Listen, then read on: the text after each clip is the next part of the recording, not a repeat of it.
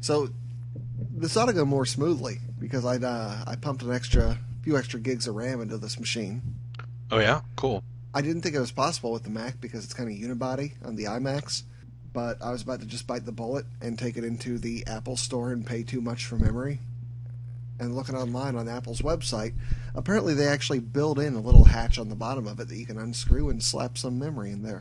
Well, that's craziness. I thought that. I didn't think Apple did stuff like that anymore. I know. I went from All right, 4 let's gigs go to ahead. 12. Let's go ahead and start this. That was gold. We could have used that in the podcast, man. Use it. Let's go ahead and start it. All right, ready? Intro now. Use it. All right.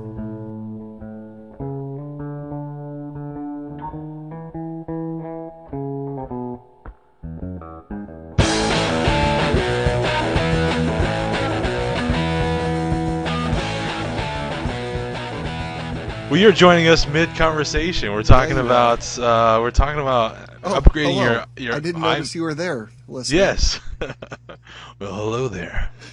This is the podcast for howtoraiseanawesomekid.com, starting mid-paragraph. How are you, Eric? How's it going? Man, it's going okay. Aside from that RAM situation, what's going on? Oh, not much. I'm continuing running, which was interrupted by Hurricane Sandy as it took a little detour. It didn't hit us very hard here in Virginia, but it came by. It waved. Yeah, we had I should say I'm Justin. I should introduce myself. We had a little bit of a well, I should say we had like a 3 or 4 day wind storm that happened. Before Hurricane Sandy hit the U.S. Yeah. But kind of the outer bands kind of breezed past us and kind of kicked up a lot of wind. So I have to admit that we've kind of not been doing the greatest job of running because it's kind of 1-2 punch of that happening and then daylight savings time. Yeah. Which it's really tough to go running out in the dark. Yeah. So. I mean, personally speaking, some people get up and they run really early in the morning. Yeah. I run like garbage when it's the first thing I do out of bed. Yeah. I mean, my whole body hates it. Yeah, no, I can't do that. But I don't know. It's either that or the dark. I'm still committed to this, dude. I'm still committed to doing this half marathon. Yeah. I don't know which one we're gonna do. I think we missed just now I'm thinking about we missed the deadline. We just missed the early registration. It costs like $10 to register. $10 more to register now, doesn't it? 20 per person. All right, whatever. Yeah. I got bills. Yeah. So yeah, I don't know. We have to figure it out. I mean, we're so if you guys didn't listen to the last podcast, Eric and I were talking about doing a half marathon, and the half marathon that Eric had proposed was one in Washington D.C. It starts off right by the White House, and you run the half marathon, which is 12.4, something like that, 12.6. It's 12 something. 13.1. 13.1. Exactly, which is halfway the distance between Rome and the city of Marathon. Is that what 26.2? No. Isn't that? I think. Look it up. You know what? Just Google it. Maybe we'll include it in the show notes. The details actual are truth. imperfect, but the broad strokes were there. Yeah, basically, as I understand it, this is based on South Carolina high school Latin. The god Mercury ran the marathon. No, that's not right. That's not. There were two guys that ran the first marathon, and one of them got tired of it halfway through and said, "Forget this," and the other guy kept going. Okay, I hadn't heard that story, but it was South Carolina, true. So all right, I believe you.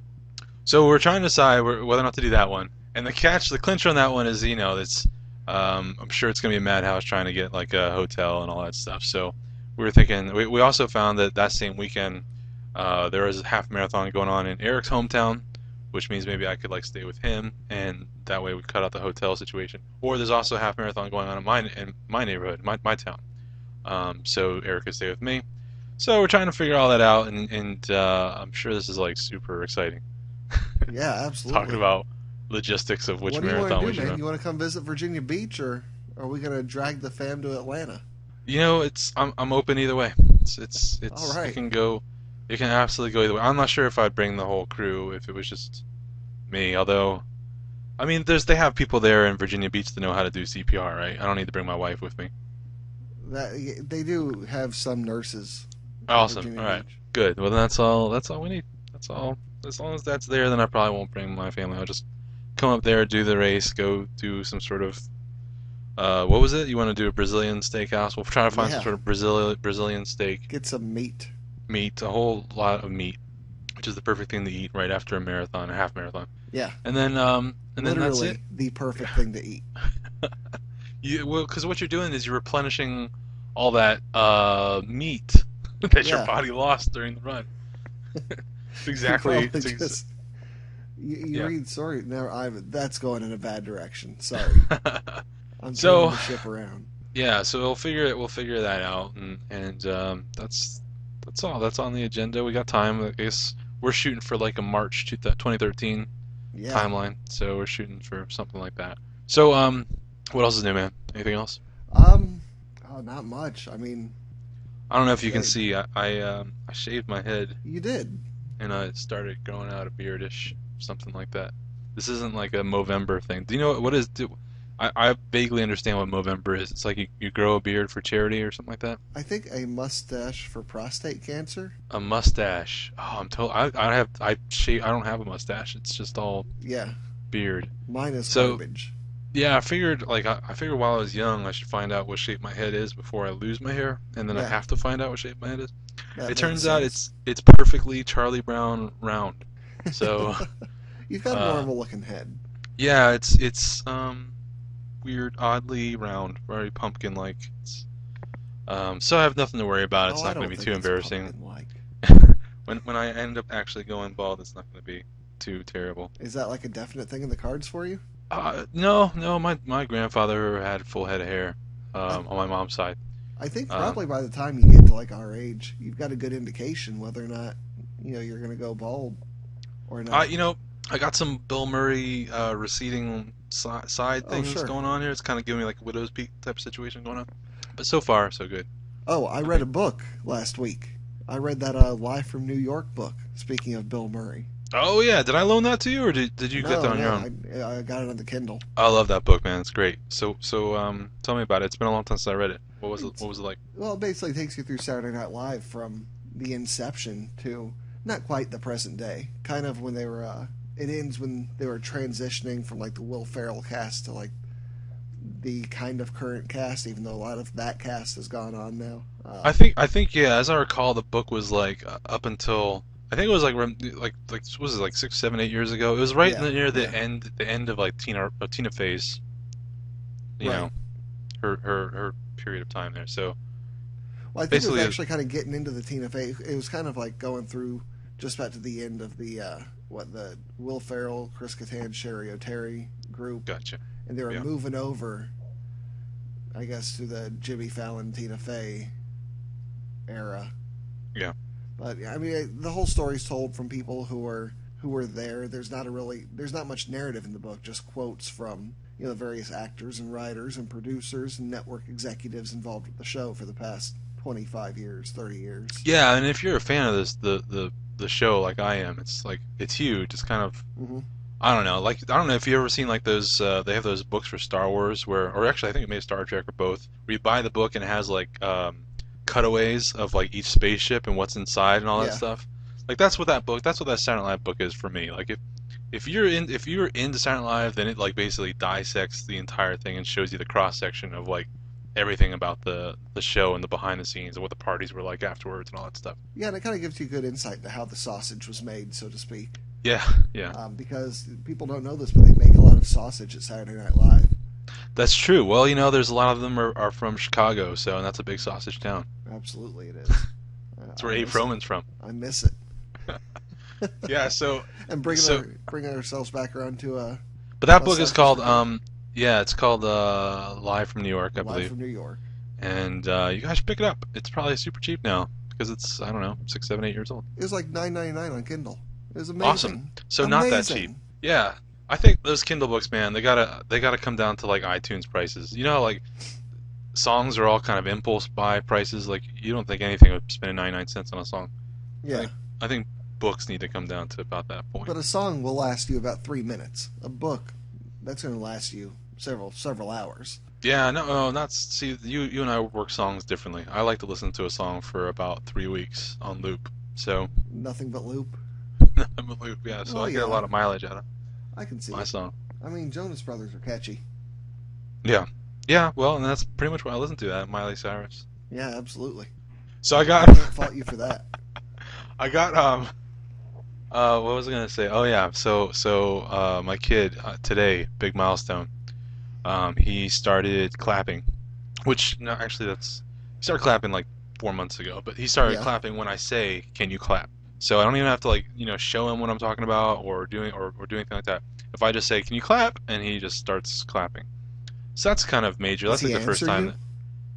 No, I mean he just starts clapping his hands My basically. So children answer me. wow. Well, Yeah, both your kids, your 5 month old. he learned quick. Wow, that's awesome, man. I have a little genius on your hands. But no, my kid, he just he started to clap, so that's pretty exciting. Like yeah, I was thinking about it because we got the baby signs book, and we were fully intending to do that. Yeah. It's a little like board book and it has about 10 signs, and it's I don't know. At a certain point, it became pretty obvious that it wasn't too useful for us. Yeah. Like what was it? The big one. There's the dog one.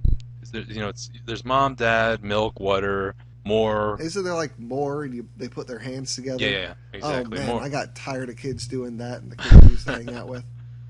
It's like more and all done and dog. Like, Well, like his congratulations, first. parents, you taught your kids to be irritating early. Exactly. Well, I guess it was just like there's such a small window of time that I don't know that you can actually use that type of thing. I mean, And, between like when they can actually understand what they're signing and then when they actually just start using their words, and we're kids talking like very what, quickly 6 months? morph to the age where they cannot and will not shut their darn mouths at all. Why? I don't know. Enjoy Why it when hurry they're that quiet. along? New parents, Yeah. enjoy it. So I mean, his first word was something like dog. He's been saying "ba" towards like animals for 6 months now. So we got that covered, and I mean, he doesn't really need to know how to say mommy or daddy because I mean, to me, it's just enough that he wants a parent. Hmm. Doesn't matter. I'm not gonna have him pick sides and pick favorites. That's not the way we play it in this house. So if he wants a parent, I will do that. He doesn't need a mom. He needs me, and vice versa. So whether he needs water or milk, I mean, the kid always has a full bottle. Hmm. Whether or not he's hungry or wants more, he never eats. He eats 25% of the food that I put in front of him. So, he doesn't need to know how to know those words. So that's my justification for being lazy and not teaching him any of those Sure. words. That's all I had to say about that. That's the milestone of the day. You got any milestones with your kids? Hey, we're doing sleep training with the baby. Let's hear about it, man. All right, so for a while, our kiddo was kind of sleeping through the night, but he stopped that probably about a month ago, and he'd wake up to eat, he'd wake up just to hang out, he'd do whatever, just kind of in the middle of the night. So the last time we saw the doctor for a 6-month appointment, the doctor suggested this one particular book about training, and I think it's like progressive weaning as far as taking care of him when he's crying at night. You put him down to bed when he's drowsy but not yet asleep, and then he's going to scream at first. They all scream at first, but then you just kind of leave him for 3 minutes. You pat him on the back, you soothe him for a minute or so, then you walk back out. Don't let him go to sleep on you because it's not like you're not trying to soothe them to take the place of nursing or anything. Yeah. You just want to let them know, hey. You're just easing him into self-soothing, right? Yeah. You're just saying, hey, we're still here. We haven't forgotten you, but you're going to have to work through this. So after 3 minutes, a minute of soothing, and then 5 minutes, another minute of soothing, 7 minutes, and it just kind of keeps going up. I think the first night for us, it took like the second maximum time session, which I think it tops out at like 10 minutes at first, for him to finally go to sleep. There's lots of screaming. It was a little rough, but you get used to kids screaming after a while as a parent. So yeah, babies cry. I actually want to have that embroidered on a blanket or something. I want to have it like a poster in my room. I think I may have said this in another podcast. Like that's something it took me about a month to get used to that idea, but that's the reality. Babies cry. it works now when he's a baby. Yeah.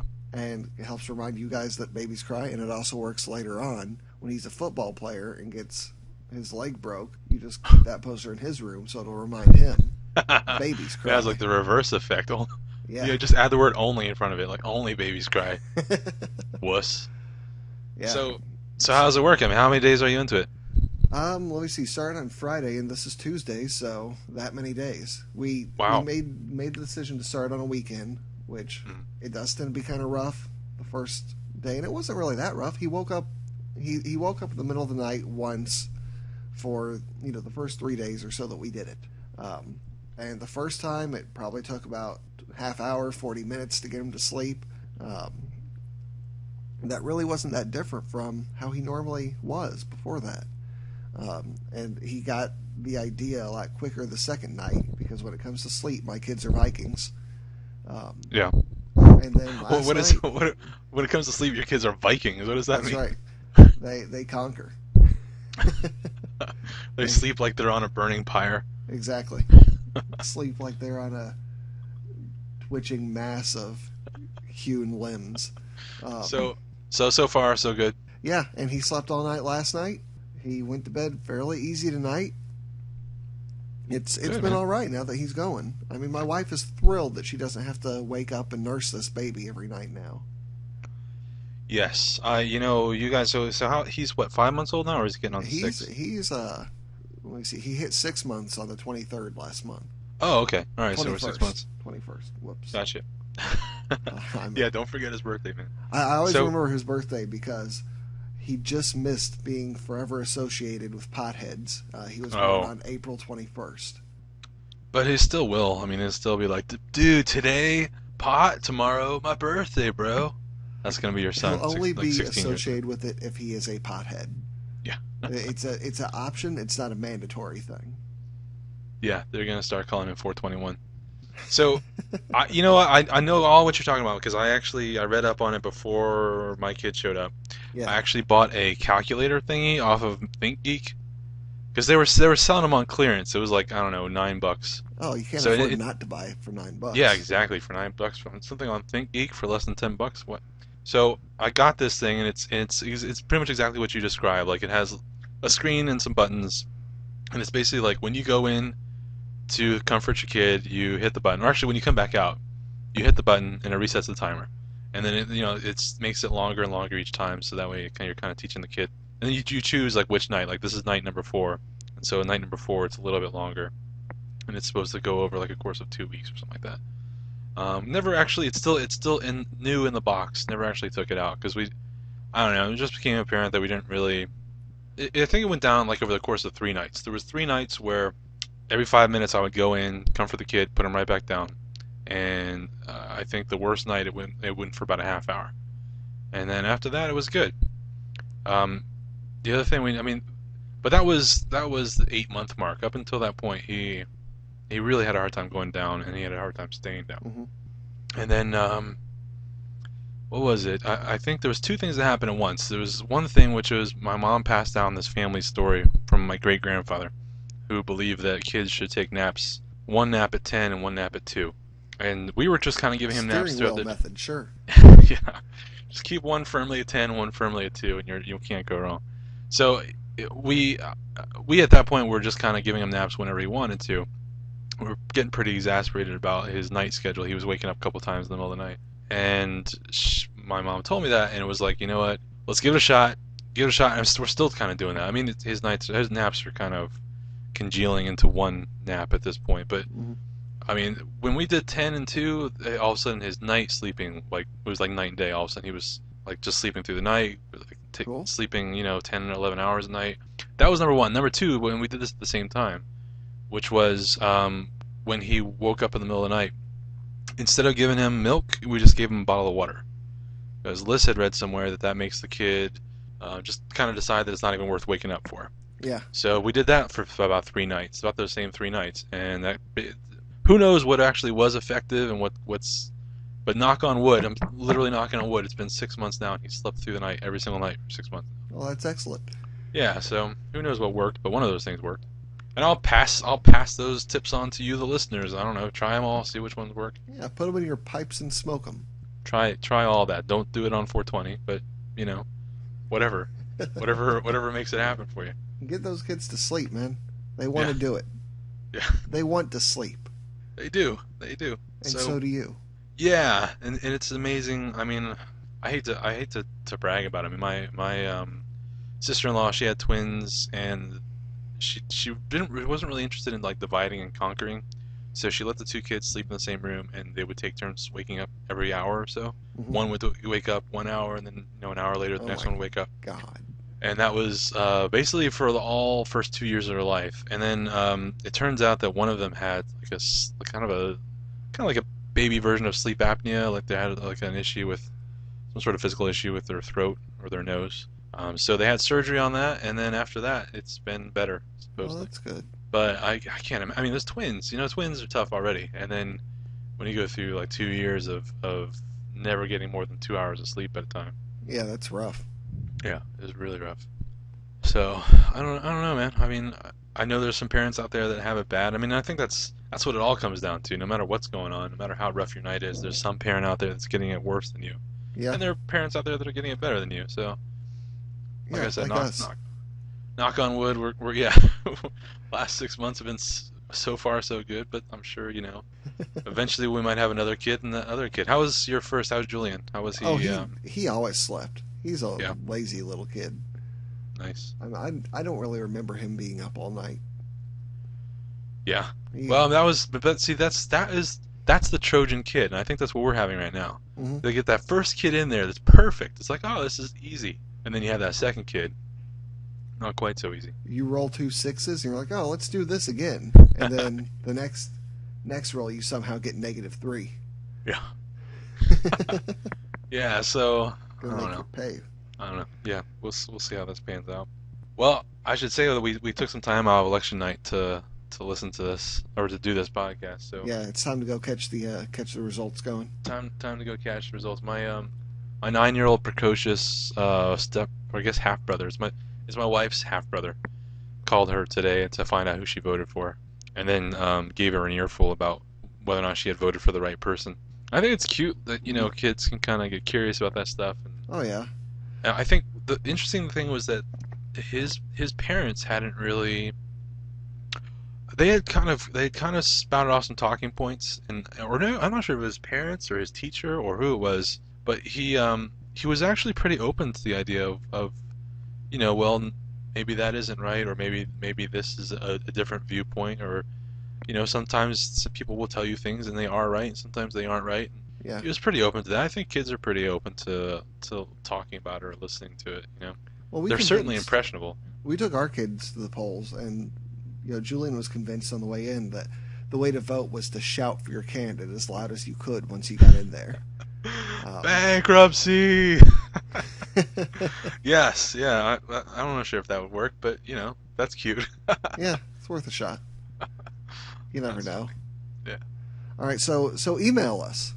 Yes, please email us. You can email. Listen, you don't have to email both of us. If you want to just pick favorites, you can email Eric at howtoraiseenawesomekid.com, or you can email me, Justin at howtoraiseenawesomekid.com, or you can email both of us, podcast at howtoraiseenawesomekid.com. When we say the Or you first can just person, email the rest of the staff, just everybody that works on this site. You can email all of them at once, and that's HTRAAK, How to Raise an Awesome Kid, HTRAAK at howtoraiseenawesomekid.com. the first person So, that emails the podcast address, I'm going to send them a thank you card.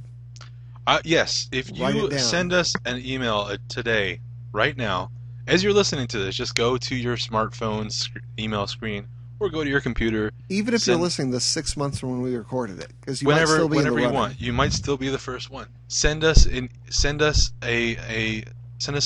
email, and I personally guarantee that within a week, if you include your address, within a week you will get personalized thank you notes. I already have thank you notes left over from our wedding. I will write a thank you note. Eric will write a thank you note. We will both send you thank you notes, and we will thank you for emailing us. You heard it here first. 2 thank That's you right. notes. Two of thank them. you notes. Two, and we might even split that up though. It might just be like I'll write one for the first person. Eric will write Oh, one for the second don't person. back down. We'll both do Oh, this for okay, the all first right, person. fine. You got it. So, Second person, no promises, but you never know. yes, because Eric and I were talking before the show started. We've had the last episode just went up about 5 days ago. We've already had about 50 or 60, 70 people listen to that Yeah. episode. So far, this is the 9th episode you're listening to now. There's the first 8 episodes have garnered about 2,000 listeners so far. So I don't know. We love our audience. We love the fact that you're listening. We'd certainly love to hear from you. So reach out to us. We'll be happy to talk to you. Yeah, we're lonely. We're craving adult conversation. That's true. That is actually really true. I was talking tired of all this kid nonsense. Oh my God. I was filling my wife's head with some knowledge earlier today, and she was like, that's like the third time you've told me this, and I was like, yeah, I have nobody else to talk to. Oh man, I need that's mostly is politics. I can't really talk about politics with anybody. So. Yeah. All right, man. That's all I had for you. Cool. It's good talking to you, Eric. Yeah, good to talk to you too. Have a great night.